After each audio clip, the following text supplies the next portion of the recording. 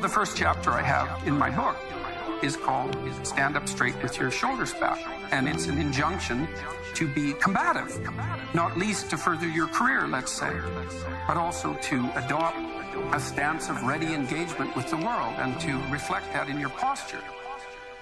I kind of have an affinity for lobsters. This is episode 23 of the Unwise Index. In person. It's happening. Coming at you from New York City. NYC, the city that never sleeps. My name is Akshay, joined as always by Manik. What's good? And we have a special guest. Hello. Very excited for the special guest. K-Dog, Krishna, and I have been friends for 5 years. We've debated topics for all 5 of those years, and today we got a really interesting topic. And we needed some conflicting viewpoints to join the cast. The topic is, as some of you might have heard of, the intellectual dark web. What is it? What is it not? Who's a member of it? Who's a premium member of it? Tier 1, Tier 2. Are we in it? Are we the special cloth alert? That was established years ago. Literally years ago. Put some respect on my name, dude. Yes, exactly. So I think we'll have some banter throughout this. We wanted to dive, I think, right into the topic because there's going to be plenty to discuss in a lot of directions. I don't think we know where this is going to go. Yeah. So Monica actually took notes this time. Studied a bit, wrote some notes down. We're well prepared. Watched some videos. Quite a few videos. A lot of videos. How'd you prepare for this, Krishna? I prepared. I did some thinking. Thinking. Nice, a lot of thinking. It sounds like a joke, but I should have thought of that. should have thought to thought. But I did some reading. Nice. Yes. Googled the old intellectual dark web. Not that I didn't know what it was already, but I wanted to see what society thought it was. You got to refresh. Yeah. Wikipedia is always changing, so exactly. I hear. So. Actually, I learned some interesting stuff. There's the intellectual dark website. Oh, really? Yeah. Is it just a fan site?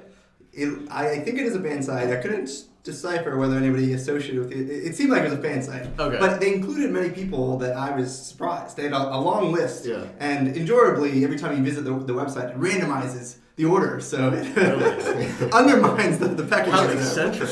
Why is this person here? Yeah, exactly. Just letting anyone in here nowadays. Just sneak my name into the website as the web administrator. What we need to build a wall to prevent folks from trying. A wall around the web. It is funny that the intellectual dark web website is not actually on the dark web. But let's break it down. What is the intellectual dark web? Yeah, the intellectual dark web was coined in a New York Times article by Barry Weiss, right? I believe. Yeah. And it basically is like the collection, I think the sarcastic phrasing is like it's a collection of people who can now have like rational discourse despite having very different views from one another, right? And I think have also had some amount of like public blow up around some sort of quote unquote, freedom of speech or censorship or traditionally left-leaning outrage around them, right? I don't know if that's common across every single one of them, but that seems to be like the only commonality I can This is a really interesting question. I was wondering exactly about this as I was viewing the fun people on the intellectual dark website. I was wondering what exactly is in common with all these people. And I think what you said is actually the thing. I think all of them have had some conflict, some very public conflict, and usually from somebody basically critiquing them from the left. Yeah. So even some of these people that themselves are would self-describe as liberal, nonetheless had some sort of fallout with other liberals. Yeah. In this case, I couldn't actually. I was trying to think of this. I couldn't think of any cases where that it happened in the opposite direction. Like they had some squelching of speech from the far right. Yeah. Well, that was called Nazi Germany, boys. Yeah. We can get into that a little bit later. But no, I think you're right, because if we look at the characters, the cast of characters here, we got folks who are very much left of center, full left, the Weinstein brothers and Heather Heng. Then we have Sam Harris is there, I think. Sam Harris is there as well. We got Majid Nawaz, Ayaan Hirsi Ali, all on the left, and we got folks on the right like Douglas Murray, Dave Rubin, Christina Hoff Sommers. So the political spectrum is fairly represented here, but I don't think we have anyone who's radically progressive in this debate. I would agree. And that's probably because, the radically progressive left are usually the folks that are levying the attacks on a lot of these folks, right? Yeah, I think this is why, we can get into this as well. I think why Ben Shapiro's membership is a little bit odd. I think it's because the consternation he draws from the left is like kind of natural. It's like he has very conservative, like straight down the middle viewpoints, and it's like, okay, I guess you're a member of you're in the same camp, have got criticized the same ways, but you're different in a different way. Yeah. It feels like, but yeah, I agree with that. So it seems like we can talk first about the scale of the ideology, where the idea behind it was this is in direct attack to a mainstream viewpoint or mainstream media outlets, because these folks were vilified for espousing a view that did not align with the mainstream. And now the question is, what is actually mainstream? Because when you look at the scope of influence of these folks, it's huge. Right. And we're talking about like $15 million downloads a month for Ben Shapiro. We got millions of subscribers to Sam Harris, millions of subscribers to the Joe Rogan Experience, and all these folks where the IDLB spends time with. And the question in my mind is, a lot of people are attracted to the IDW because it feels subversive. Yeah, it feels subversive, exclusive, and I'm looking at public intellectual debate right now, and it seems, is there anyone else here, and are they actually the hegemonic view? And do we have to go even more dark to be the actual intellectual dark web? That's what what do you guys think about that? I think that's an interesting point. Like, I know, like, that was something that was surprising, I think. I remember, like, there was a lot of, like, discussion around, like, how many followers Joe Rogan has, because he gets, like, upwards of 10 to 15 million views on YouTube, then an order of magnitude or more listeners via his audio podcast. And so, like, if you just put those numbers against, like, CNN, MSNBC, Fox News, it's, like, in the same ballpark for at least, like, the podcasts that are popular each week. So I agree with you. There's, like, a lot. I don't think it can be judged just by the volume of listeners. Yeah. But it's like who knows about them, I think, is kind of, it's like, yeah, I guess there's a lot of people do if there's that many listeners, but, like, you don't see them on TV screens as you walk around common society. That's true. And it still feels like not a lot of people know a lot of these people, right? Yeah. But the other idea is, like, they position themselves as it's kind of last bastion for the primacy of free speech, right? We're going to talk about any topic, anyone's allowed, come on in, let's discuss it. And they assume that everyone in this group is an honest intellectual or has the academic credentials or any credentials to justify their viewpoint. And the struggle I see is if the only consistent thing that brought them together was a vilification from the left of them being attacked for some of their views that went against the system writ large, that doesn't mean that the folks that have risen to the top of the IDW are actually the best voices on certain topics. And so if you're trying to position yourself as we are the stalwart, we have the best arguments, the best debating style, the best discussion around topics that are quite relevant to the advancement of human society, well, I don't know if I'm going to get a Brett and Eric Weinstein, not an attack on them, but are they the best intellectuals we can have? Right? That's a fair question. So it might be worth getting into who some of these people are then. Yeah. You got a list here, checking it twice. Yeah. Who's it? I mean, I think we could probably save Jordan Peterson for maybe a bit further. I mean, we can start there. Yeah. But I think, like, if I think about who is the crucible of it, right? So I think, like, or who is, like, sort of like the precursor. It's like, it feels like Joe Rogan was there at the very beginning, or at least his podcast was sort of the gravity well for a lot of these people coming together. He was a connector. And Joe Rogan is a really interesting guy. He was like an MMA caster, was a comedian, actor, had like a lot of different roles. And now just, I think his podcast is in many ways like prototypical of the IDW, right? It's like anybody could come on that podcast. And I think it was exemplified by like Alex Jones and others people being on that, right? Yeah. And I think that's where like a lot of these people got more mainstream appeal than they did before. Yeah. But I feel like Joe Rogan was there initially. Sam Harris has obviously been around for a long time in terms of being in the public eye. Yeah. The longest. I mean, you could probably give an intro on who Sam Harris is. Yeah, I mean, Sam Harris, I've been a fan of Sam Harris for a long time. I don't agree with his hyper-focus on Islam as an issue for society going forward. I don't agree with his views on racial profiling. But by and large, what I enjoyed about Sam Harris was the guy's ferociousness of intellect. Like, you can put a debate in front of him and he will be able to dissect that debate incredibly well. And when you pair that with his neuroscience background and you pair that with his like actual understanding of Eastern thought, it's a pretty unique voice. I agree. Like, I think the raw mental horsepower he has, plus like the experiences of like being in India and being in Tibet and stuff like that, I think it's like gives him like a very nuanced view of like the utility of spirituality. Yeah. So I think a lot of like he was part of what the Four Horsemen, like the atheists, right?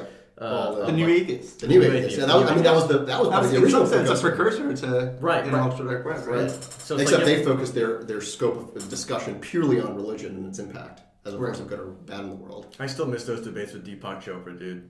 Deepak Chopra was like, what about quantum duality? I know it's a sensitive subject for Monik. I know, right? I call him Deepakas Chopra. That's his real name. Objective versus subjectivity. What does it mean? Multiple forms of truth, alternative facts. It's all there. But out of the New Atheists, was Sam Harris the only one who is part of like this recent? Let's see. The New Atheists were what? Sam Harris, Richard Dawkins, Christopher Hitchens. Sometimes Michael Shermer was included, but he kind of fallen through the limelight. Yeah. And then the guy who used to argue a lot with Sam Harris on free will, Daniel Dennett. Daniel Dennett, yes. Yeah. He was kind of basically the most raw philosopher out of that group. But interestingly, I mean, Christopher Hitchens is dead. And R.I.P. R.I.P. We gotta take a sip, dude. We gotta take a sip of the Chianti we're drinking here for Christopher Hitchens. We need some whiskey for Christopher Hitchens. Oh, well, Chianti will do us. Yeah. But I don't think any of the other people besides Sam Harris are typically associated with the intellectual dark web. Yeah. Right? Yeah. I don't know whether that's just because they're not interested in the same issues or just because they haven't incurred the ire of people in the same way. Richard Dawkins. I mean, Dawkins has gotten a lot of heat. I think Dawkins never used the concept of free speech as a tentpole of his discussions, right? He was always like using his scientific background to talk about religion, to talk about evolution, and using those theories to combat any sort of dogma or fundamentalism. But he never really spent time thinking about all the other topics these folks talk about, like how do we pursue purpose in life? How do we think about liberty? How do we think about individualism versus collectivism? How do we think about identity politics? I don't think Dawkins ever had anything to say about that. Not that I can remember. Yeah. So Harris comes from that tradition. Yeah.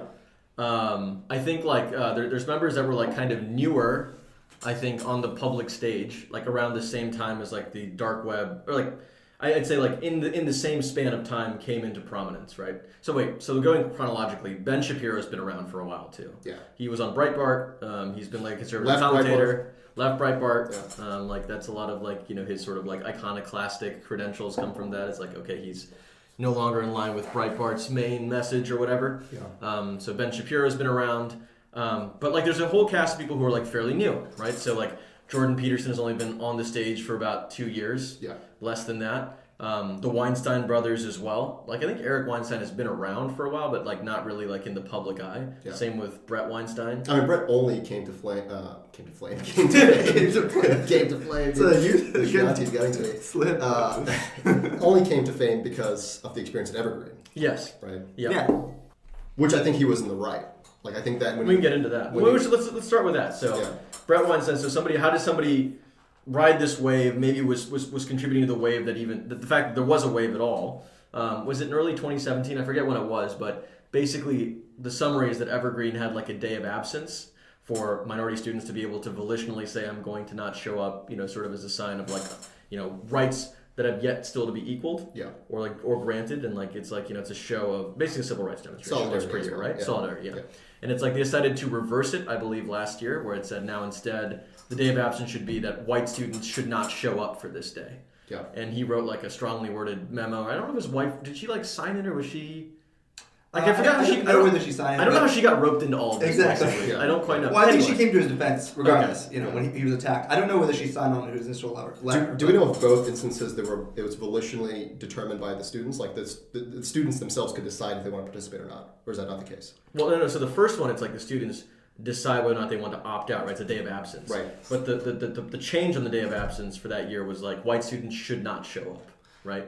Is what I was presented as. Right. Now, my belief is that this isn't like a mandatory thing. It's still in some sense like a campus event or something that if you were just like, whatever, doing your own thing, you could say, oh, I overslept the day of absence and I'm here, or something like that.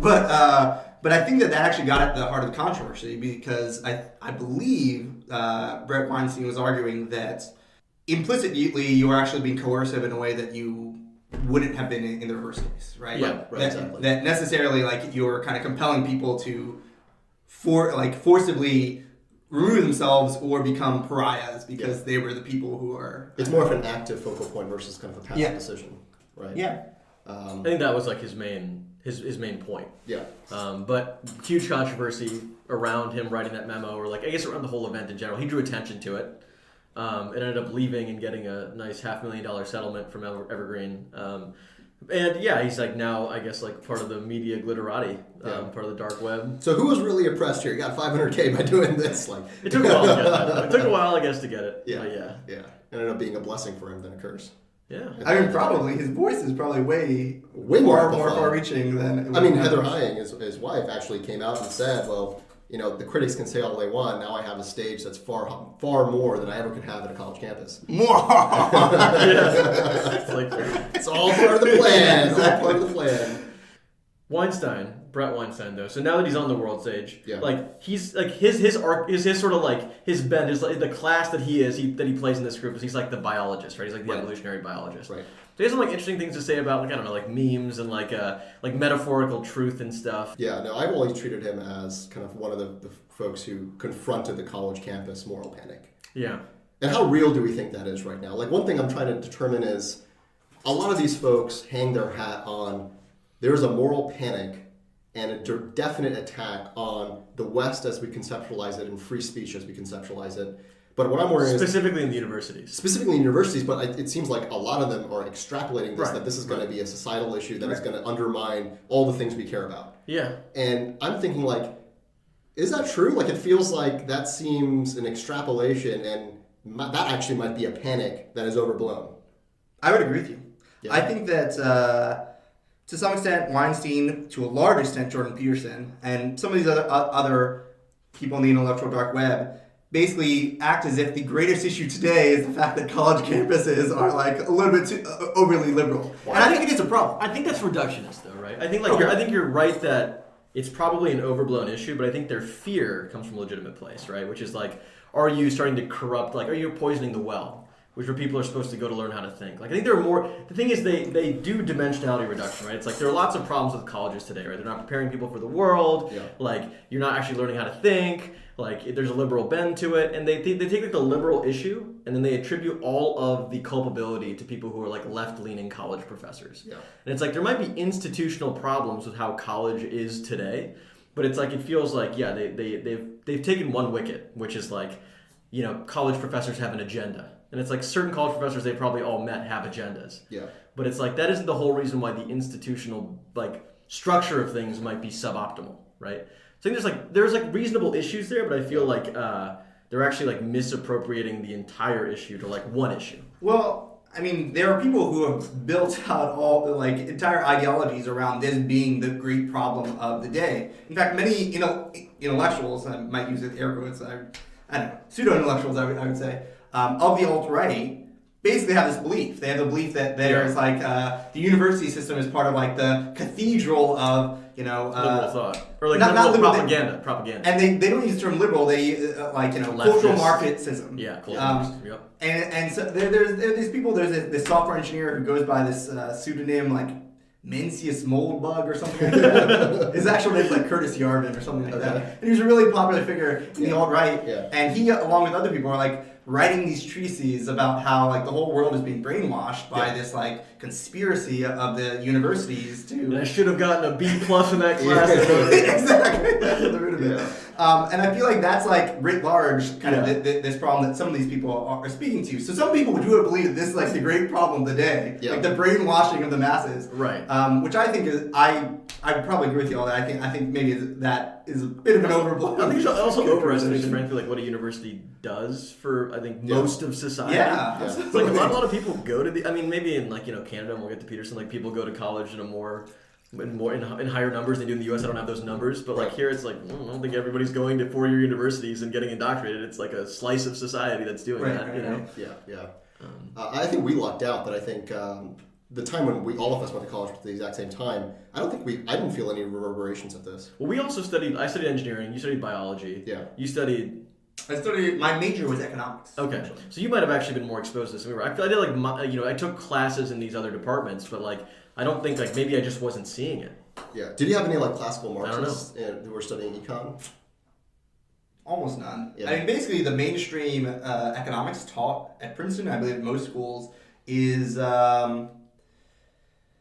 It's kind of a classical liberalism. Yeah. Which is to say, like, free trade is good. In general, like, decrease regulations and price controls, by and large. I mean, there's some interesting stuff. I mean, like, even like Alan Kruger, who is like a notable Princeton professor, basically did a whole study that seems to suggest that minimum wages actually didn't have the market effects that you would normally predict with that kind of mainstream perspective on economics, which is to say the effects of hiking a minimum wage increasing unemployment, so like kind of in direct proportion.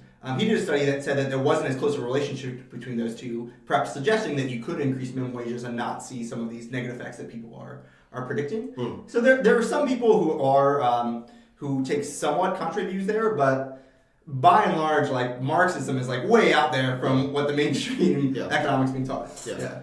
But the concerning point right here is that, if the IDW bands together and consistently solidifies this viewpoint that political correctness is going mad, and any attack at them is like a reaffirmation that political correctness is going mad, what I'm worried about is, this crew does not have, when we think about free speech and we think about the progressive left, does not have any representation from the far left and progressive left, in my opinion. I agree, yeah. And I would agree. I think that's a big concern. And the other concern there is when you don't have that representation, plus the IDW itself is very amorphous. There's no clear principles or values because they're letting kind of any goddamn person in here based on the website. It's like, what is this going to lead towards? Is this going to continue to be an amorphous, like, swinging group of folks who are just helping folks build their own careers Seems and like get it more is. Like, Patreon followers? they're all people with like individual aims, right? I think they're just Yeah. like they tend to have conversations with each other. At least that's how the present structure, right? It's like I don't think there is a group wide aim. Maybe there should be.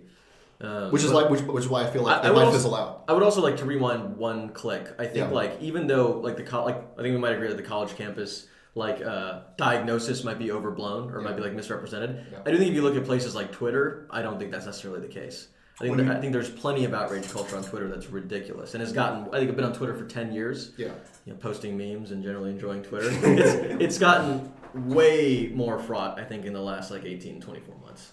And I think that's all sides, right? There's just like a lot of like just like sort of like you say something, I jump on this and try to prove this about you or assume you're saying this. People gang on, and it's like one permutation of this like that I think is like kind of right down the center is like if you are a woman or a minority on Twitter, it's very easy to get harassed. Yes. And very easy to like have like 10, 20, 50 people suddenly show up and like echo one person's like harassing statement, right? Yeah. I think that's just true if you're like any kind of like political bend as well. But see, that's actually a powerful point because in my mind it's like where's our focal point? Is the focal point on the restriction of viewpoint of Eric Weinstein or Peterson? Peterson is doing quite well, right? The viewpoints that are non-hegemonic, right, are usually underrepresented minorities that don't have a particular voice. And if they're harassed, where's the outrage for the folks in the intellectual dark web who are holding the primacy of free speech to say that is not right and I will come to their defense? And I see largely none of that. I see primarily a reactionary view of why are you attacking me? I need to share my views versus wow, there's a lot of viewpoints here that are being attacked and harassed consistently for time immemorial.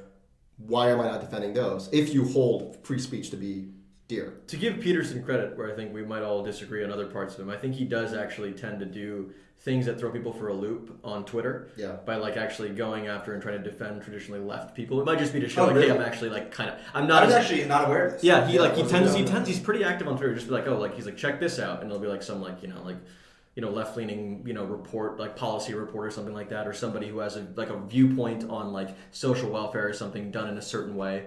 Like he tends to like tweet all over the spectrum on Twitter, whereas I think in his elocution it tends to be like less of that. It tends to be like a little bit more constrained. Yeah, I mean, but the worst offender, not the worst offender, but one offense of this is, even though I love Sam Harris, he's taken a very strict stance to not invite Ta-Nehisi Coates onto the podcast. Oh, really? Yeah, he said basically his statement is, I think I will not be able to have a real debate with Ta-Nehisi Coates. So let's get into Sam Harris. We were on Weinstein. So Sam Harris was part of the New Atheists. Very rational thinker. Is now kind of taking this like focus increasingly, or I think is trying to get out of it on like Islam's ability to coexist with Western thought.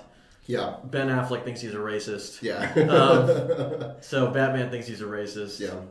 I mean, Sam Harris he struggles. The issue with Sam Harris's dialectical style and why Peterson, I think, has risen so much faster than him is that Harris views every conversation as I'm in a classroom having a debate, like a Socratic debate with another individual, and there's no performative act in his conversation and argumentative style, which leaves a lot of... Less. I think there's some. He has like good rhetorical like... Well, now I think he's just so very pissed that he gets angry. Right? No, but I think he has good creative analysis. Like maybe his his pulse never rises above like 48 beats per minute. Yeah. But like he has like pretty creative analogies and metaphors and stuff. That's true, but in terms of like the ability to like control an audience, I think he's not effective at that. Matt Peterson is incredibly effective as a foil towards that. Sure. But no, I think Sam Harris for me, I actually think he's trying to move away from the IDLB. That's my read from him right now, and he's trying to get back into launch his meditation app. Yeah, launched his meditation app. He's trying to get back into kind of the very unique, distinctive views he had in Western thought, which was, hey, there are things to learn from spirituality that we can apply to day-to-day life that can cut away at the dogma of religious belief. And I think that he should go full force in that. Make that your life mission, Sam Harris. Like, quit getting intermingled with discussing race and identity and gender. But do you agree with that? Because it's like I like seeing Sam as like his mind is like such a finely tuned like rational weapon. I view that it's like I like to see him in contact with others. Like I think like if he's too in his own world, it's like that's great. Like I'll use his meditation app. I'm using it right now. Yeah. Not like right this very minute. But it's like I like seeing him like in discourse with other people though. And I think like maybe sometimes he does come across with like Islam and stuff as like being like, oh, I'm doing this again. Yeah, he should probably stay away from subjects that he's like not that interested in retreading. Fine, but I like seeing him in discourse. I think that's how he's a very impressive in that setting. But my issue with that is like when he tackles those types of arguments and why Peterson is far more effective in those settings is like Harris is pure logos. He's pure logic and reason. Mm-hmm. He's no emotion in his debating style, and I think that hurts when you're trying to move minds in, let's say, religion, where argumenting the validity of religious text is not going to convince someone who's on the fringe, who's a Muslim who's on the fringe, or a Christian who's on the fringe. While I think the style of someone like a Deepak or a style of someone like a Peterson actually can. So if he's going to spend his time interacting with folks, trying to convince them of other things, I think just the sum totality of the way he converses is not going to be effective to what he wants. And I'm like, I think it could be worse. But there's another aim, though, right? It's not just like I'm trying to convince you of a predisposed set of views. It's like I'm trying to have and this is what I think was actually good about. Did you guys watch the Peterson-Harris debates? I watched. The one I sent you. I watched that one. Okay, cool. The form, I think as they evolve, they actually get better. Yeah. And I think Douglas Murray does like an interesting job moderating versus Brett Weinstein. Yeah. But it's like I think like the point is like they seem to actually be trying to work out issues. Yeah. And so it's like it's not like I think Sam Harris actually does very well in that sort of setting where it's like I'm actually trying to probe what you believe or how we could actually reconcile this. Like it's not just I'm trying to profess something to you. It's like I'm in dialogue. I'm like it's like really the Socratic kind of dialogue, right, with somebody else. Yeah. And I feel like I don't know if he's interested in that. He seemed to be interested, and he did for like 4 sessions. Well, if anything, I think because he's able to do that, going back to your point, is if the IDW, because I actually think the IDW is not going to last. I think it's the remnants of the IDW are going to be the tier 1 players like a Sam Harris, like a Peterson. Yeah. I mean, we got to get there before it disappears, guys. Yeah, we got to come in. Intellectual Dank Web. Dude. Intellectual Dank Web. That's gonna be our branding. Fun fact: I saw Sam Harris's doppelganger on the elevator today when I was. Ben Stiller? I saw Ben Stiller today. What? I know. Where at? It was just in Meatpacking here in New York. Holy shit! And he was just like he's like very nice, but you could tell I was just like what? He was just like, oh hey, how's it going? And I was like, I should have said, are you Sam Harris? Yeah. I was like, who's that? Who'd that be? I like your dad on Seinfeld. Yeah. But maybe that's a good segue into the daddy, Jordan Peterson, dude. Jordan Peterson, the daddy. All right, so Krishna, I know you have thoughts on Jordan Peterson. Oh yeah, bad thoughts. bad. Valence, bad. Well, in short, actually, I was very interested to hear your description of Jordan Peterson apparently being a frequent tweeter in defense of viewpoints that would be very different from his from the left side of the spectrum.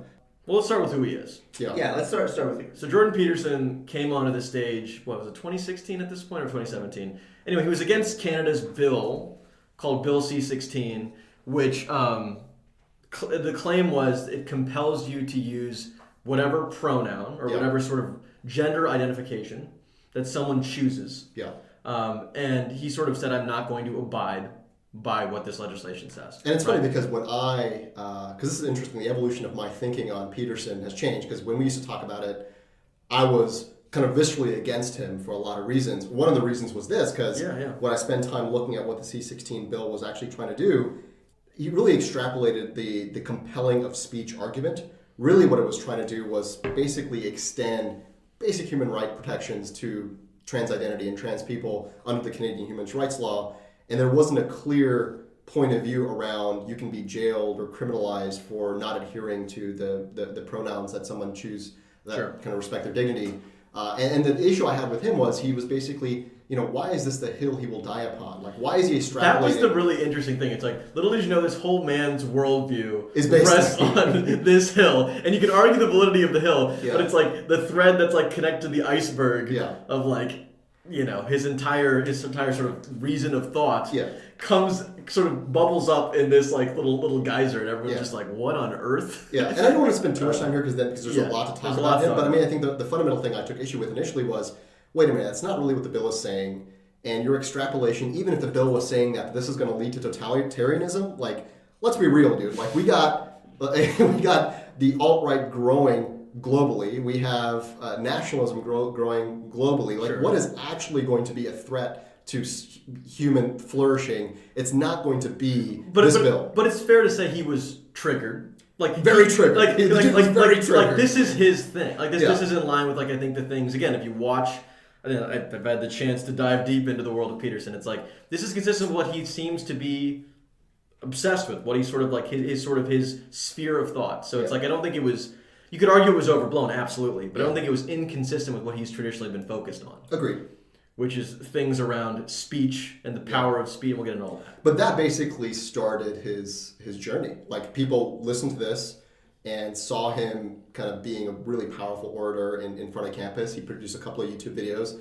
And from then on, it's been like he had years of YouTube videos that people discovered once they saw this video, right? That was the thing. So people all started to see, like, they started to unpack who this person was to different degrees, different facets of who he was. And so I think there were different people that saw different things in him. Some people probably just liked the fact that he was supposedly against this bill, or like he was supposedly anti-trans, right?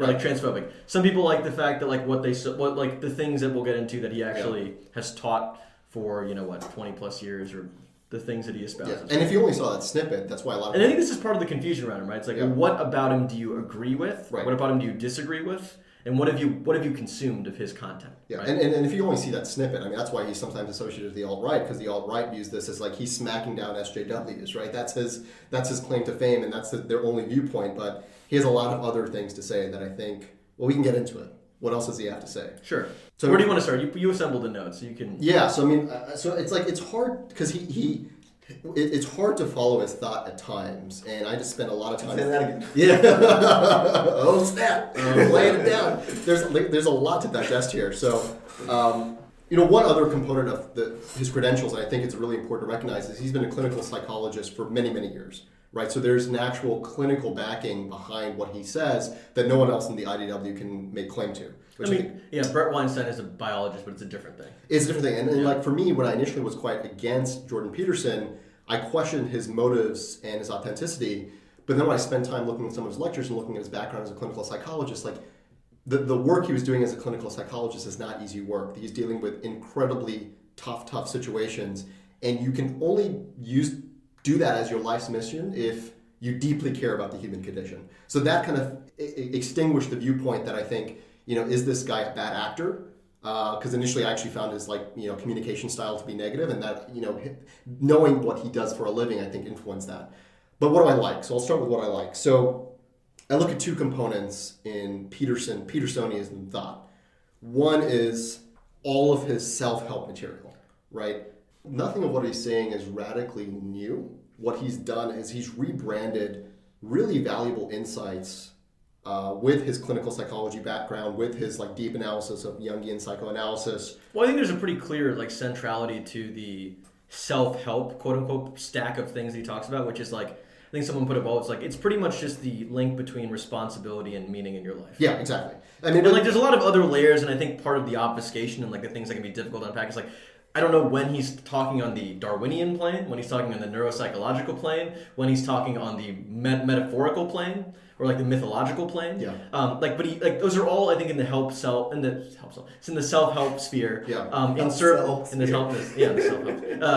service of hey, if you bear more responsibility and there's some amount of philosophy around agency and like what it means to actually do that, you will have more meaning in your life. And meaning, then we can get into like the psychological side, but it's like meaning is important because, and then that's a whole different. And this is the power, because I think like he's found a way to recapture these ideas that has resonated and scaled. And the basic premise is very simple. It's like life is suffering and full of malevolence. That's a common Buddhist trait, right? That's number one.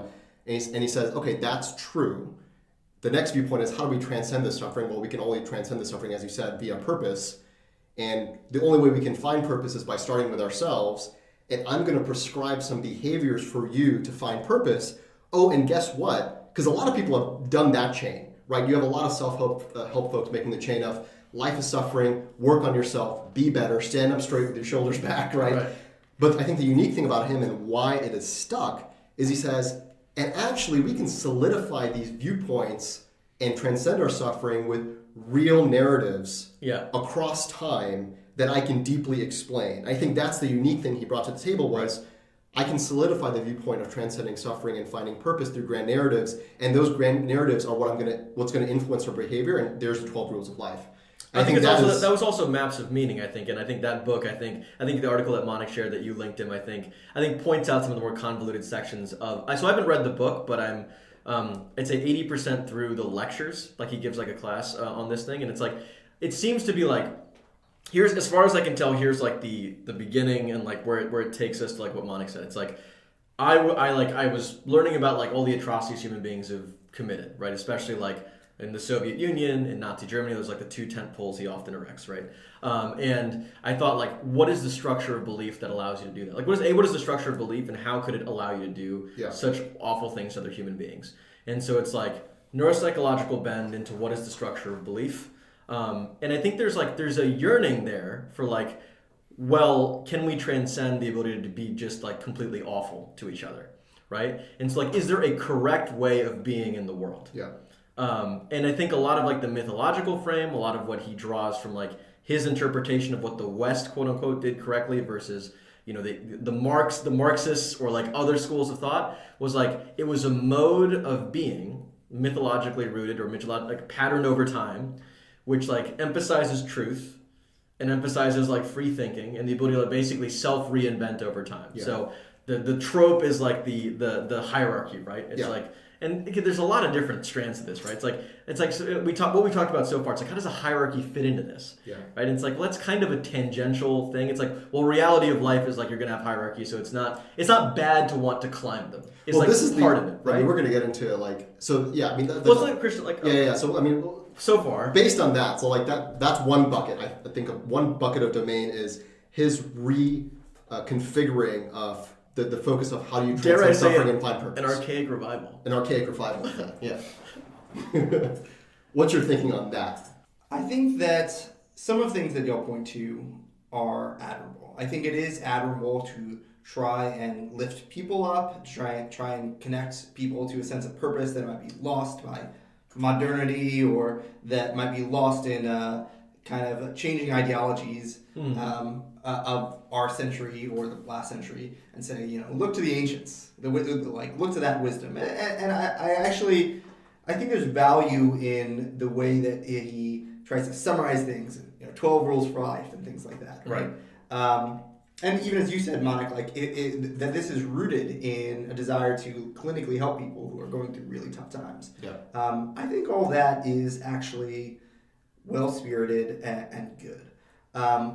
My big issues with Jordan Peterson are a couple things. First, I think that, as you were saying before, it can often be hard to follow him, right? Right. It's like what are you employing to say what? Yes, and I think that he actually, in some sense, uses this to wriggle out of the consequences of the things that he's arguing many times. In the Sam Harris debate, Sam Harris basically tries to ask him a very explicit question about whether he even believes that Jesus did like perform these miracles that are presumably the beliefs that underlie anybody who professes to be a Christian. Yeah. And his response is, well, it'd take me 40 hours to give a response. I can't really tell you, you know. It's like, why would not? And I feel like that is the case on so many things about Jordan Peterson. He'll constantly go on and on about how people are putting words in his mouth, That's because people are trying to extract meaning from the things he's saying. He's like, well, it's hard to say. We have to read by volumes of books to get any sort of insight into this. That's, I think, a very specific, interesting point, because I do, as somebody who I think, I see a lot of value in what he said. I think I'm kind of on that side of the fence. I think like the cynic in me is like, is he trying to be fuzzy about the God thing, the God question, because he doesn't want to alienate basically either side? So or is he meta point? Like, does he actually have a complex view? Because I could believe that he has a complex view, and like if you listen to some of his stuff as we have, it's like, yeah, he has like interesting metaphorical, like abstract notions of what God could be, what this could be. Sure, like I could believe you have like maybe not 40 hours, but 20 hours of explanation as to what you think the divine is. But it's like, are you also just trying to dodge a question because you don't want to come down on one side of the fence, and you have people on both sides, and maybe there's an altruistic motive. I don't want to alienate either of these camps. Right? Yeah. But maybe it's like, well, I just don't want to be pigeonholed. Yeah. That's I all think it it's is. that I don't want to suffer. I mean, maybe this is uncharitable, but I think it's I don't want to suffer the ramifications of some of the things that I'm supposedly advocating for. When I actually think about some of the consequences and they seem repugnant, I don't want to embrace those. So it's not just the God question. The same thing happens with the questions of gender. I mean, his whole belief system is about how there are these archetypes of chaos and order, and he associates the chaos with the feminine, and he associates the order with the masculine, and he subtitles 12 Rules for Life, an antidote for chaos. It's like that is true. And I think that I agree that it invites problematic frames, right? But here's my whole point: it invites problematic frames, and then I feel like he wriggles out of them by saying, "Oh, you misinterpreted me," but he won't give you a clear interpretation, and I think that's because he has, as you said, I think he actually has complex beliefs that I don't think are coherent. I think he has lots of interesting thoughts, but they don't wrap together into something that is actually. I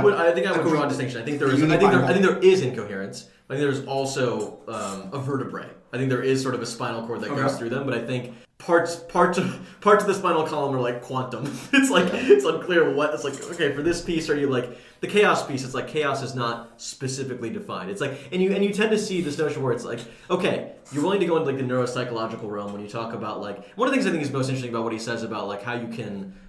Like why there could be a proper way of being in the world is like this, like, and like one of the things that if you listen to his lectures is like he draws on like Jung and Freud and all those guys a lot, but also like Jean Piaget and like developmental psychologists, and like he's like, oh, there's this notion of like, and I thought this is pretty cool, like, and I actually motivated me to look into it more, is like of like sort of emergent behavior, right? It's like you can start to act out rules before you understand them, right? As a child, for instance. This idea that you could act out things that you're like basically from a Darwinian perspective, like you're inclined to do before you can linguistically assign reason or motivation for why you're doing them. Sure. And so it's like there are times when like there's lucid statements made on like again one of the planes, which is like Darwinian evolutionary whatever. There's like but you're positing something that could be true because it has evolutionary value. Sure. But then again, a couple links in the chain are like up here in like the mythological realm. The implicit assumption is that the mythological realm has like captured or somehow linked to what is like useful from like an evolutionary perspective, but it's never explicitly said. Yeah. And I think like in the lecture, I think like to your point around like his speaking style, I think in the classroom setting, again, like it was really funny to read, like how like the transcription of the lecture, like when it was like just like seemed like babbling, but if you listen to it, it actually doesn't sound that way, right? Yeah. It sounds kind of like, and the thing is, like I think his archetype from a public individual perspective is that of a preacher. Like he comes across not even a messiah, sure, but like he has like the rhetorical style of a preacher. Yeah. Right, and so like the way in which he kind of is drawing from this and like kind of stuff like 60% of this goes into that. I think that's often done. I think that's a valid criticism. Yeah. Because if you just like you have to kind of it puts the burden on you to listen to a lot more of his stuff. I think, or to read a lot more of his stuff to kind of understand what is the universe, like where are the boundaries, at least in his thought, that he's willing to admit. Because just watching one video or two videos, like I got this weird cross section. I don't really understand where he tries to leverage that in a point that I think is interesting, but ultimately I don't think I can accept. Actually, in that same debate with Sam Harris, he basically makes the argument about the Bible, but he could be making this argument about all of his work that, see, the tricky thing is you can't point to any claim in the Bible. This is what he says. You can't point to any claim in the Bible and say, is this obviously false or true? You know, if the Bible claims that there are 360 days before the earth fully revolves around the sun, even that might not be false or true. Yeah. because he says that you have to look at it as a story, and narratives have to be looked. It can't be sliced into parts. Sure. The twist at the end of the narrative, this is what he claims, can change everything. Right, and this is actually really interesting. It's a really interesting idea. Yeah. I'll concede there, but at the same time, right. what it means is that he never has to commit to anything. He just said, "Oh, you haven't looked at my entire life's work of anything, and thus you don't understand." Well, like I think the Bible is like an interesting. There was like a lot of back and forth there. I think back to like his core beliefs. Like he draws a lot of power from like myth. Right? Yes. It's like mythological archetypes. We can look to provide wisdom. We should discard with like extreme caution. Just like the Nietzschean reference that he always makes, right? It's like the death of God means that we had to invent our like basically like you abandon these things at your peril, right? And not only that, but also he points to myth and historical human behavior. Like one story that he pointed to that I thought was a really powerful insight was his view on human sacrifice. Yeah. Where like people used to sacrifice animals and children. And the idea behind that was, I'm going to sacrifice something now so I can get something in the future. And that's the first demonstrated behavior of delayed gratification, which is like the foundation of a lot of our day-to-day life today. Like that is a very unique insight. But then he uses that to justify how we should live our lives now and not saying that actually that is summarily wrong. We shouldn't have any human sacrifice. He's like, well, I don't know, because it was useful in the time period. And that's where things get a little murky. Well, I think even if you look at them longitudinally, though, I do wonder. Like Maps of Meaning is like this sort of like fever dream of a book. It's like Revelations in some ways. You could argue but like 12 Rules for Life, I think is quite distilled, right? You can argue it's like too curt, too arbitrary in some ways, like the rules themselves, and like it does go into like it veers around. But I wonder if it's a reaction, an acknowledgement of the fact that I did spend like 10 years trying to write this like theory of everything. Like a Cloud Atlas style book, and now I'm like, maybe just try to write like just the. But here's the tricky thing: even with 12 Rules for Life, I think that there is this space for interpretation that leads to actually some really sinister outcomes that I think that he sometimes tries to dodge from. So let me give you an anecdote. Early on in my days of encountering Jordan Peterson, when I was a younger man, a young babe in the YouTube videos of Jordan Peterson, I came home late one night and from hanging out at some bars with friends, and I went to the pizza shop across from my old apartment. And while I'm there, there's this older man. He's probably in his late 30s, and he's with a group of friends that are all these middle-aged men. Yeah. And he's talking to his friends about like what a phenom Jordan Peterson is. I just overhear this conversation. He's like, you gotta watch this guy. Like he is like he's like showing everybody how wrong they are. And he's like been so influential to me and all that. And my ears perked up. I was intrigued that this isn't like the standard 3 a.m. pizza like conversation. But then what he goes on to say is how it's influenced him, and he talks about how one of the biggest things is about like standing up for yourself, which sounds good. But here's where he goes with it. He talks about how his son is in school right now. He's like in high school, and how there's this kid at school who annoys his son. Yeah. And how the school wants to say like, oh, you should treat everybody, like people have their own little things, and you got to be respectful of all the quirks people have. Sure. But how he basically feels like that, like his son doing that is a form of submission that he shouldn't give into, and instead he should embrace some sort of like self-realization of the dominant person he should be. And he literally said the advice he gave his son is, you know what? Like if he annoys you, tell him to stop annoying you, and if he doesn't stop doing it, punch him. Well, wait a minute. So this is interesting because that is like that's a direct parallel to the lobster analogy. Like the lobster standing up straight is an injunction to combat combat. Yeah. That's exactly what I'm getting at. Even in 12 Rules for Life, when he tries to narrow things down, the first rule, stand up straight with your shoulders back, is like a long opining on arguably the virtue of being a dominant person who bullies people when they need to. As a hierarchy. But I think that I totally see that point. But I think the thing that he would, so what is it? Like one of the lectures that's in like the Akira the Don album, and we'll play some of that in the intro and outro here. Because it's great stuff. He's like, what is it like? What does it mean the meek shall inherit the earth? Right? Like one of the lines he says is like, those who have swords and know how to use them, but keep them sheathed, are the ones who will inherit the earth. So it's like there's this line I think where he's like, you should be tough and you should be willing to be combative. But I don't think it's fair to say he prescribes violence. I think he has literally said that himself. He's literally said he wishes, in some cases, he could punch. And he said he wishes he could slap the guy Mishra who wrote that article because he made he called somebody his native. Yeah, Okay, that's different than saying he prescribes violence in his book, though, I think. Okay, but elaborate on that difference. I think so, sure. Yeah. I think he's like, you should be, I think he would probably argue, I would argue, that there are times for violence, right? Do any of us disagree with that?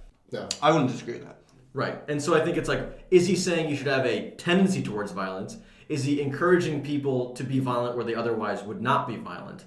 And I think that is a murky area, right? Yeah. It's like, I think there is a degree to which it's like, I think it's hard to argue where the line is drawn between like stand up for yourself and like where's the line between you and other people, right? Do you like, at what point, I think like in the anecdote you gave, it seems unacceptable that somebody would tell their kid to go punch another kid if you didn't incite violence against the kid. But there's a gradient, like if you recommend it is a gradient to stand up for himself or you say, argue back with this person but not incite physical violence, then I would actually agree with that. Tangential point here. Yeah. I think a person who gives a really interesting insight into this is a tangential member of the intellectual dark web, maybe actually a full-fledged member, Jocko Willink.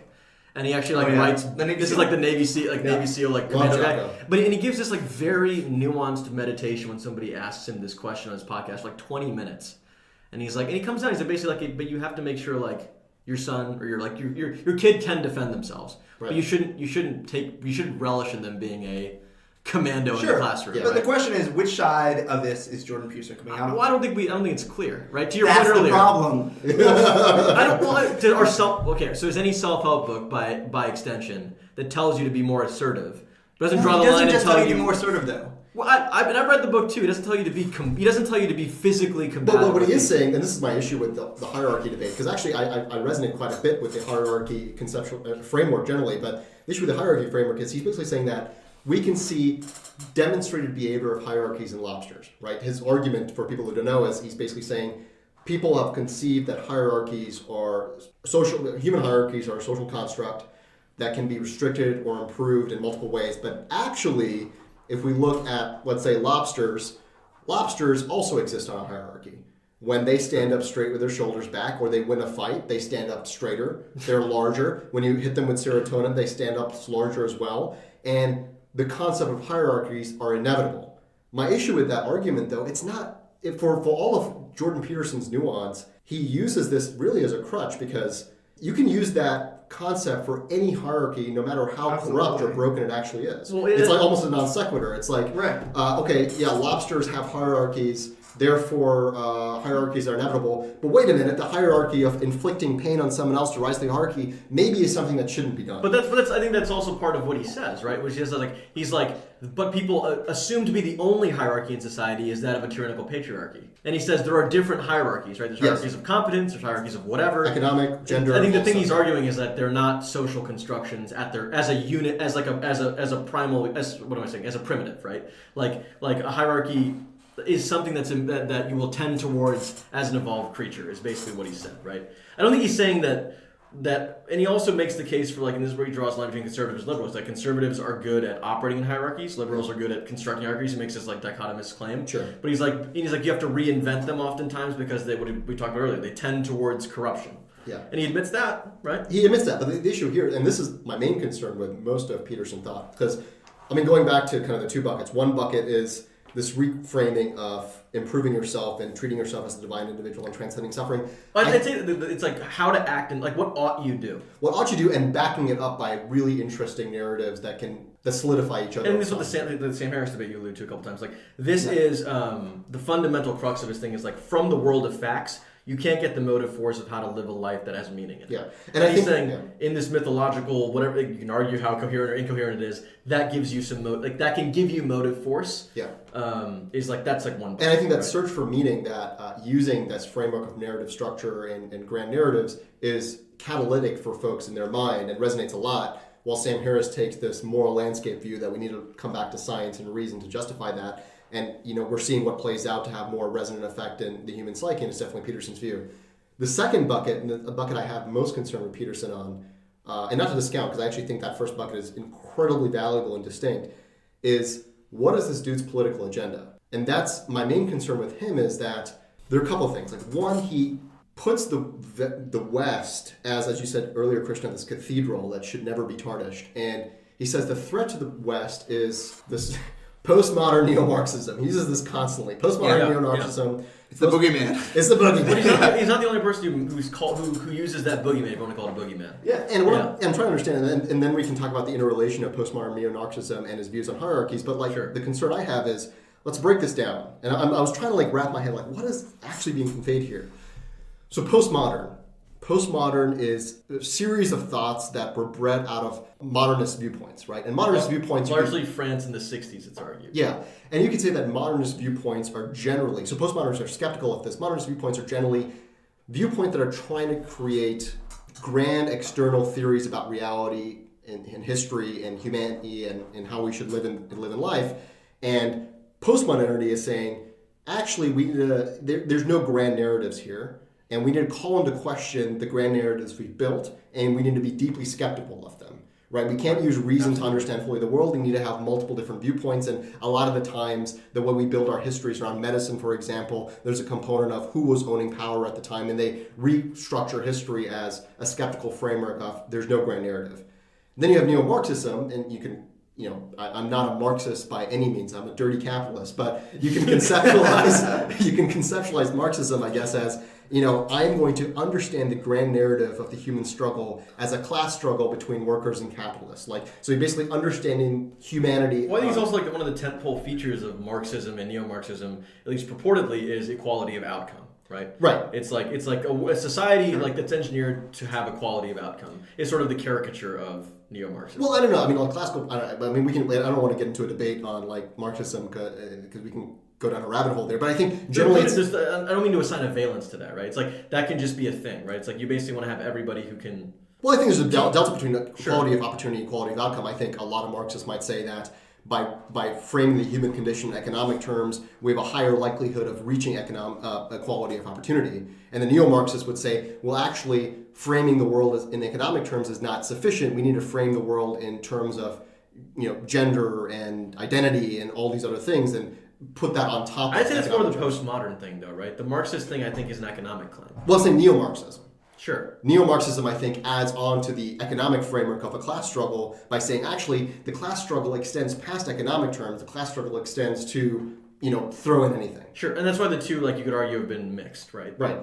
And my concern with that is, it feels on the surface very confusing, because if the postmodernists are saying there's actually no way of understanding the human condition via a grand narrative, sure, and the neo-Marxists are saying, actually, yes, there is.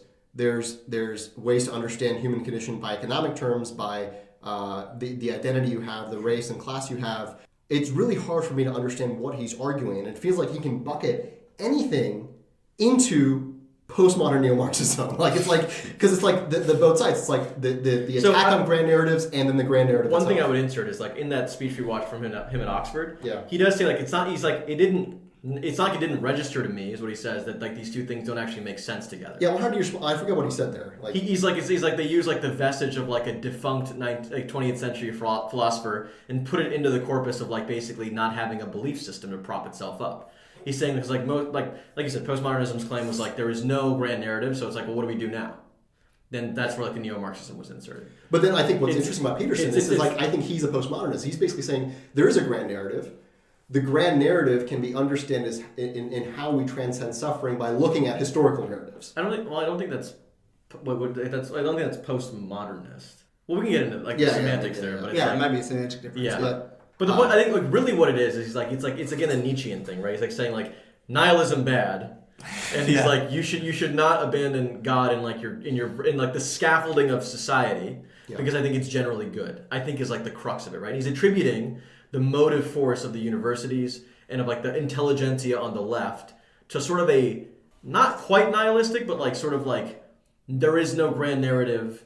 All that matters is equality of all that matters is sort of your what is the term you use, collectivist viewpoints, right? It's unclear. It doesn't really assign a clear motive to them, right? Except for maybe abolish the existing hierarchies, right? The existing structures, it's anti-establishment, right? Is effectively what he's pinning on the other people. Would we agree with that? Say that again. So he's basically he's saying the other side, the boogeyman, are basically trying to destroy the cathedral, right? Yeah. They don't quite know what they want in place of it. They claim they want equality among all people. Yeah. But I think he would claim they don't actually know what that looks like. But this is where he doesn't apply the nuance to the other view and straw man's a lot of folks. It's like it's not like they're trying to destroy the entire cathedral.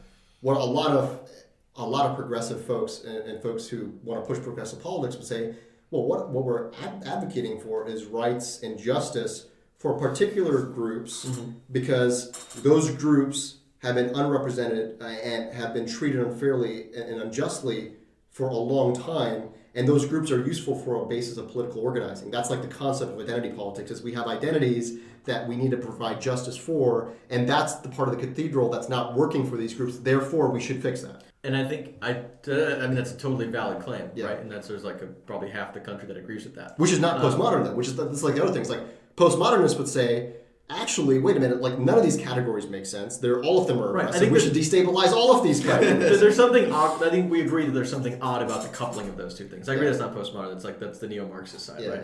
Yeah. I think.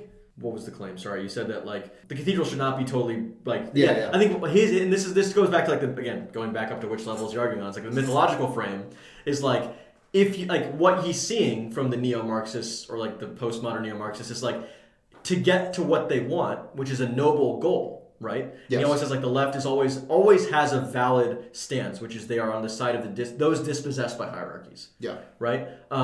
They're willing to compromise in his mind on like basically the keys of the kingdom, which is like in his mind free speech. In his mind, it's like equality of opportunity. Right. I think that's what he's basically positing in varying degrees of clarity or like non-clarity. Is like they're willing to attack basically the things that will actually allow the world to advance or have promulgated in his mind That's what you're saying. the most like the cathedral of cathedrals. Yeah. And he's like good aims, but it will like destroy us all. Is sort of like the hyperbolistic, you could argue, like rendition of what he thinks will happen, right? Yeah. Sure. I mean, if I understand, like interpret Like that, C16. Like let's go back to the top. Yeah, right? It's yeah. like they want not to hurt people, right? You could argue this, or like maybe you wouldn't, right? Like maybe you're saying they have like malicious intentions, but like positive frame. They want to like help people. Yeah. But they're willing to impede free speech, the logos, to do it. Yeah. And that's like an axiomatic violation. Well, this is the concern. It's like it's this delta of what are the components, what are like the bricks of this cathedral that if you remove one of these bricks, the whole cathedral falls apart. And he's treating free speech as the primacy of free speech is the only corrective factor we have for this cathedral. Right. And any attack on that means that the cathedral will never change. And I think the really radical left will say, fuck that. I don't got time to correct this cathedral. I want to destroy this cathedral and build a better one. Right. Right. And I think he basically says, do you actually want that? Do you actually want that type of divisiveness? Do you actually want that revolt? But there's two forms of that, right? There's one where it's like I want to destroy this cathedral, but I'm still preserving free speech in the process. And then there's one where it's like I think the current agenda he would argue is like you're anti-establishment, but you're also willing to put guards and put restrictions on things like free speech. Like you could be basically like you could like be against the current institution and not like want to limit anybody's speech, right? You could say like I'm going to burn this thing down. Yeah. There are no laws that are going to prevent any, like there's no seat. Like I don't care about this stuff. Well, this raises an interesting question, which is why I was so intrigued by your comment about Jordan Peterson's Twitter behavior, which is how he actually orients himself towards free speech. Yeah. Because I think that the intellectual dark web, and Jordan Peterson in particular, would like to fashion themselves as the guardians of free speech. Yeah. People who actually respect that principle, as opposed to all the pretenders who use it opportunistically. Yeah. But this is something that I've actually wondered about because I've been totally unaware of his Twitter behavior. In the various videos I've watched of his and some of his writings, I haven't been able to discern a distinction between him and those people who only claim a defense of free speech when it's their speech that's being attacked, but don't stand up for other people. So I was very intrigued to see. And I wonder if part of this is a reaction, right? Part of this is like, hey, look, I am more cosmopolitan than you think. I have more viewpoints than you think. Yeah. I'm actually like, just by virtue of being a center-right person in Canada, probably far left in America. It's like, he's like, it's just like, he's like, hey, look, I endorse this or I think this thing. So I part like, and this is like, actually, this gets into where I actually, and the first bucket we talked about, I think, I overwhelmingly think he's doing positive things for lots of people that I meet. Yeah. The net positive of that project is undeniable. Right. And I think the thing that I think I would dovetail this part into is I think he does not do I think he's ambiguous when it comes to his political stances and his political affiliations. in a way that I think it does not, it invites a problematic frame, you could argue, right? It's like he basically is willing to go on Fox News and other things and like say certain, like with conversations that have a certain slant to them, right? He's willing to not disavow certain folks who definitely are alt-light or alt-right. Like there's sort of this, there's this entertained sort of pluripotency of what he's willing to be exposed to and affiliate with, that I can't tell if it's like, I'm just willing to like espouse my views wherever, because he's like, he's 55 years old and he's used to being, he's just became a megastar, right? It's like he's not like a calculated media personality of like 30 years, right? So it's like maybe he's just going on Fox News because they like, again, like, or like this other channel or Breitbart or whatever. I'm not saying he's been on Breitbart, I don't know if he has, but he's been on conservative publications that people on the left would take offense to potentially. And it's like, again, like what is he actually peddling when it comes to political views? I don't think is clear. It's not clear, Like I think there's a definitive like sort of like self-help thoroughfare, but it's like politically, some people said like there were rumors like, is he going to run for office in Canada? Is he trying to like help the Conservative Party?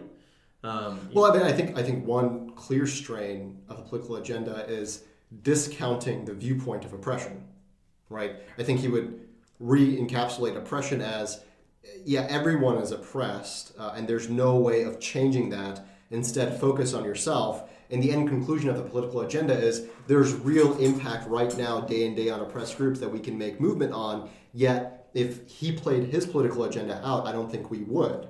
Well, I don't know. I don't know about that though, right? I think it's like I just don't know if he has actually any refined thoughts on how you would fix those problems. I feel like that is what you describe, Monik, is a very reasonable, straightforward interpretation of what he says. Remember, to my point earlier, it's always confusing because I feel like sometimes if you're to say to that, I mean, to say, oh, well, that's not exactly what I meant. You had to read my 30 other books in order to understand exactly what I meant. But I feel like it's very reasonable reading. In fact, that one of his rules for life is about getting your own house in order before you seek to change the world.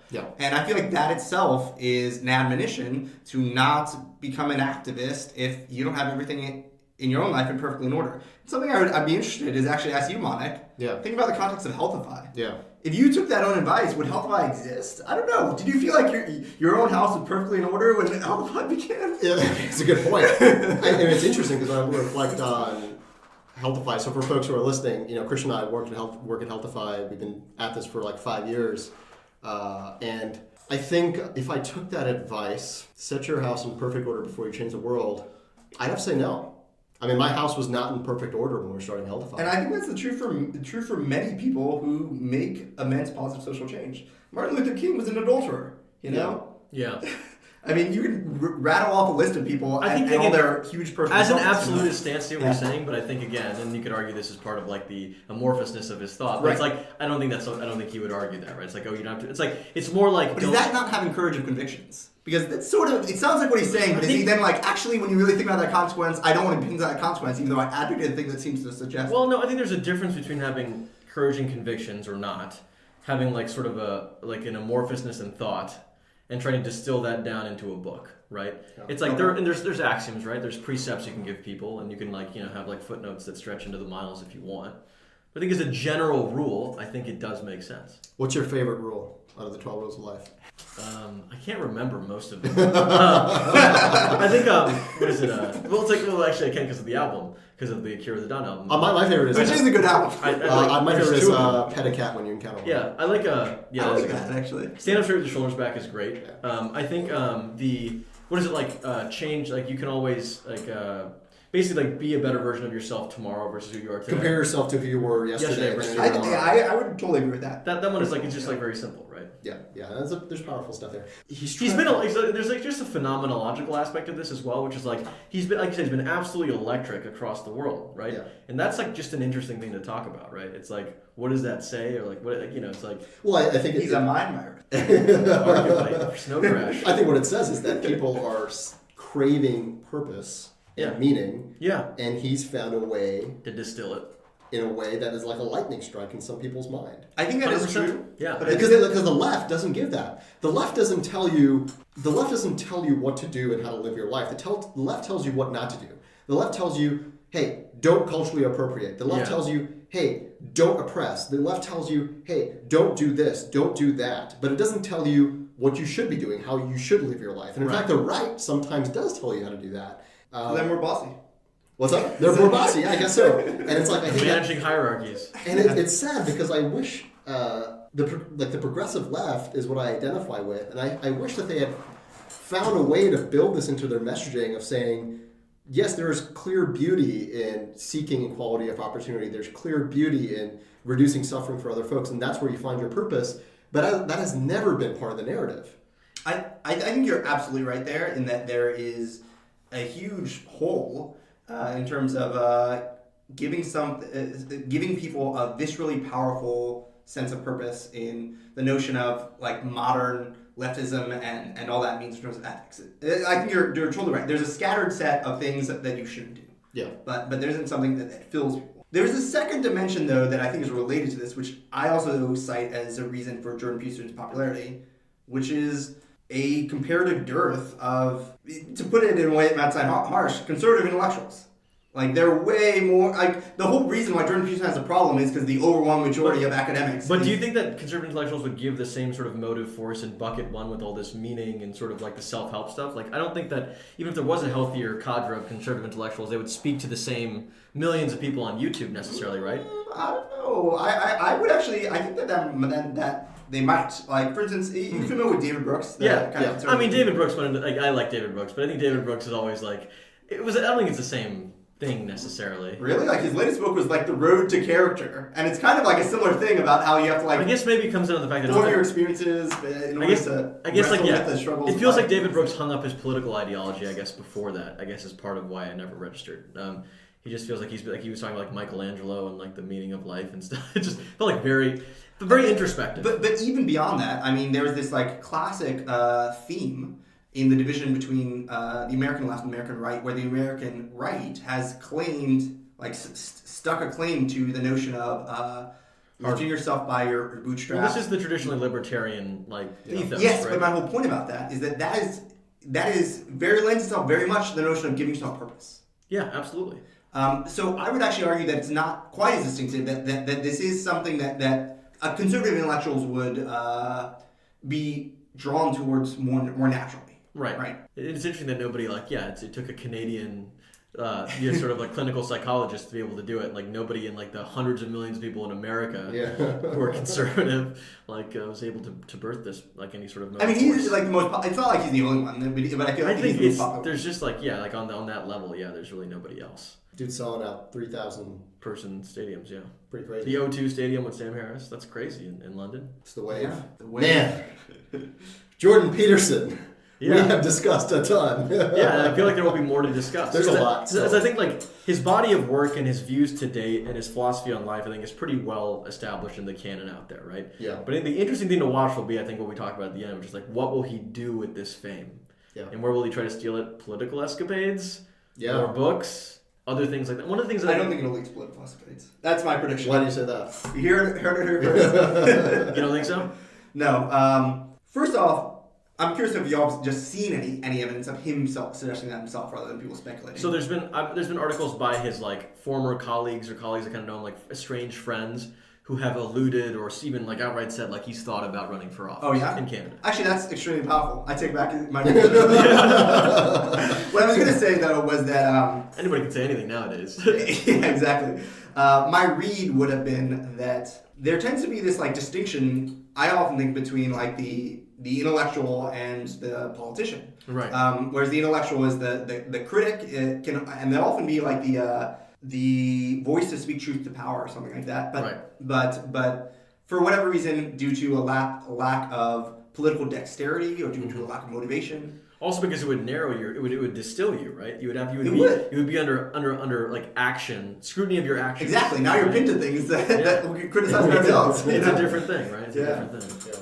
He does criticize Justin Trudeau though, which I think is pretty funny. Yeah. I like Trudeau. He's just come across as such a cornball, but I think he has good intentions. Trudeau? Yeah. Gets bullied by the Donald a lot. He won the handshake, though. No, Macron won the handshake, I thought. Did Trudeau also win the handshake? Macron was the one who was just like, I think I'm not going to let go. Trudeau had the handshake where Donald Trump tried to pull the yank. Oh. And then Trudeau held spur. You're not pulling the yank on me. It's hilarious how that actually took media cycles. It's like, good job, man. You didn't give in to a 72-year-old out-of-shape dude. Yeah. Good job. The handshake, man. After that brief aside of Jordan Peterson. Yeah, what is there? Well, in terms of like the intersection of these personalities, right? Yeah. One to stay tuned to. So I think it's worth watching the debates between Jordan Peterson and Sam Harris. That's one thing. Yep. They all tend to rotate through Joe Rogan's podcast. When Ezra actually pointed out, who was listening to this, thank you for continuing to listen, mentioned this will be now the third consecutive episode that we mentioned Joe Rogan. So there we go. And Alex Jones. This week in Alex Jones, there's no news because he's been silenced from the internet, but maybe next week. Completely deplatformed. We'll talk about that. By me. Yeah, by You already talked about that, didn't you? We did. But he always tends to pop up again like a gopher. What if Alex Jones joined the intellectual dark web? Dude, no, Alex Jones can only join the intellectual Dank Web. That's why we need to create this. Yes. Well, here's what that's where I would disagree with you, because basically this would be my primary issue with Alex Jones, and the formation of any sort of web of intellectuals, dark or dank, or however you want them. Do you have a sense of intellectual integrity? Yeah. And I would argue that Alex Jones doesn't at all. And I feel like that undermines the ability to like seek truth, or to like talk about things in a way that we're trying to collaborate towards some sort of understanding of the world versus trying to maybe say something entertaining. I can't argue with that. Yeah. I mean, this is the issue with the IDW. But he can be our hype man. He can be our hype man. But this is the issue with the IDW. You're not part of the thing, but you can help be our marketing guy. Since the IDW is amorphous, since they're inviting every goddamn person. They're not though, right? Christian found the website. Like, I don't think they actually. If you ask anybody here, like, to just be like, okay, spend 5 minutes and assemble a list, I don't think it would be an endless list. It wouldn't be an endless list, but I think they would be open to having a conversation with Alex Jones. And sure. I think that they're. I actually don't know about that. Yeah, we don't know, but I mean, Joe Rogan did, and I think that if they aren't discerning around who they're inviting to have these quote unquote intellectual debates, then I think it veers into this is not a group of intellectuals. This is a group of folks who are really focused on building a movement around using social media to drive viewpoints, and it's like it loses its luster, it loses its sophistication, and that could be, I think, its death. Well, I don't know if did we go down the point of Ta-Nehisi Coates and like why Sam Harris decided not to? I wouldn't go in deep there, but yeah. So like that's one example. Like why did he decide? Oh, right. Yeah. So I mean, so Ta-Nehisi Coates wrote this book called Between the World and Me, which is actually a phenomenal book. I've read it 3 times, and Ta-Nehisi Coates. I mean, he's pretty fatalistic in his viewpoint on race relations in the U.S., but he has lived experience. Like he's actually felt the pain of racism in his day-to-day life. So one of his friends got killed early in life, and that's kind of been his like crusade since from that point on. But he also, just because he's fatalistic and does not think there's a way out, and says, the world will always be centered around white identity, and therefore I will not be able to have a reasonable voice no matter how hard I try. That whole viewpoint, I think, rubs Sam Harris in a way where he cannot have a debate with him, that he's not willing to listen to reason. I don't think that's fair. Like I think the point is like he puts forth that he's like, because he has this he thinks he has a fatalistic viewpoint, and so I can't move him. I can't have a he thinks it is so far gone that I cannot interact with this person. And I think that's right. I mean, I think Ta-Nehisi Coates has some really reasonable viewpoints on race in the U.S. that are not really heard in the mainstream media. I mean, actually, that's not true. I mean, Ta-Nehisi Coates, after publishing Between the World and Me, went through the mainstream media circuit. But I think if we're reasonably trying to talk about race, and Sam Harris wants to actually present multiple viewpoints that are real, avoiding the most resonant viewpoint in the African American community, which I think Ta-Nehisi Coates would fall in that bucket, seems incorrect. Yes. But I think that's a really good point, Monik. What are the limits of the degree to which this group of people advocates for free speech? Because in my mind, people who I actually think are really exemplary at advocating free speech I actually do think Joe Rogan is pretty good about this, although I'm still curious about has Joe Rogan ever invited somebody on his podcast that essentially is like a very strong proponent of identity politics in a very traditional way? This is what I think the answer is no. Okay, so there you go. I don't know. I actually don't know about that. He said some pretty far left leaning. I mean, maybe not. It's like what I have seen him do, he will take the leftist avatar, so to speak. Yeah. And he will say, like, in the name of either science, because, like, freaking Eddie Bravo's talking about the flat earth or something. or it's like, you know, vaccines do work, or things like that. But I think I have to imagine he's had some traditionally leftist. I mean, like, maybe the political views of the comedians he interviews, but... Yeah, maybe not somebody who's like, who would you name? Who would you think that would be somebody he should have on the show? Well, this is another issue. I think only a few folks that come to mind, like Michael Eric Dyson is one person that I think is interesting. But this is another issue is that... I thought his debate with Jordan Peterson was a disaster for him, by the way. That's true, yeah. Michael Eric Dyson? Yeah. It was just so performative. He was just like, he called him like a white cracker or something at some point. Well, he also said you're just an angry white man. Yeah, that's what he called him. Yeah. I was like, jeez. It was pretty vicious. It wasn't, he lost that debate. No ads, dude. No ad hominems. No ads. Once you go ad hominems, you lost the debate. The only ads is if you want to sponsor this podcast, please reach out. Thank you. No, but it's actually, this is the issue where I think the really radical left is missing hashtag thought leaders right now. They don't have any. I can't think of a single one that has broken through the limelight that can actually talk about the nuance of their viewpoint in a reasonable way without resorting to... Does that count, dude? Yeah, that's what I'm like. Well, Noam Chomsky count? Well, Chomsky's taken this isolationist view. Noam Chomsky doesn't want to interact. He's too far. Well, Noam Chomsky actually says, I don't want to debate with you, Sam Harris. He's like, there's nothing to debate. He's like in an anechoic chamber by himself. Yeah, and like actually, that's a great point. I think Chomsky would be one representation of that, but he purposefully does not debate these folks. Also, like, to the degree that I think we talked about earlier, like whether or not you think it's rightful or wrongful, it's like the amount of lambasting that the public institutions or like the universities are getting from people like Jordan Peterson and others, whether you think about it, like you would think some people would rise up and be like, let's have a debate, man. Like I'm an able-bodied professor, man or woman from this, and like I'd like to talk with you on like the stage about like what exactly you believe. Like where is the sort of maybe somebody would emerge from the radical postmodern neo-Marxist sphere? Right? Yeah. Where are they at? And that's the issue. Like there's no one who is a postmodern neo-Marxist. I don't know about that. I know, yeah. But where is anybody who could say I am left, very radically left? Right. I don't know if anybody would identify as radically left. Yeah. It is an issue, though, and I think the left needs this, man. Otherwise, the left is in its final throes. I don't know about that. I don't know, man. I think they're dying. I think What does it mean to die? I think the What do you mean by death? What do you mean by death, right? Like, can you transcend death? Can you be reincarnated? I don't know. Well, Cloud Atlas will tell you. Yeah. It's a great movie. Death is just a door. Yeah, but I mean, for me, it's like I've always thought of myself as progressive. And the issue I have right now is the left has been hijacked by a lot of these folks who treat identity politics as their primary scope and framework. And part of me wonders how many people who do this. I think there are very legitimate grievances, very legitimate causes. But again, if you go on Twitter, it just seems like a game you're trying to win. It's like, hey, look, Krishna stepped out of line today. Time to roast him. Or like Monik did something. It's like this like boom roasted game. Where's the love, dude? Where's the love? I'm not saying you need love necessarily. You just need to put that force towards some exactly. Some cause that will rally. Right. I don't know, people like a lot of people. So where do we sum out on the IDW? Good or bad? I think it is a good amorphous structure in terms of I think its constituent parts in my mind, like in terms of the conversations that are being had, the things that are being explored. I think it is a somewhat sad thing that it has to exist because of what it says about the state of rational discourse. Widely speaking. Yeah. And I agree with you that I don't know if it'll last. Yeah. Like it's sort of an interesting thing. You fixate on a small group of people, and if that grows, does the label even make sense anymore? Yeah.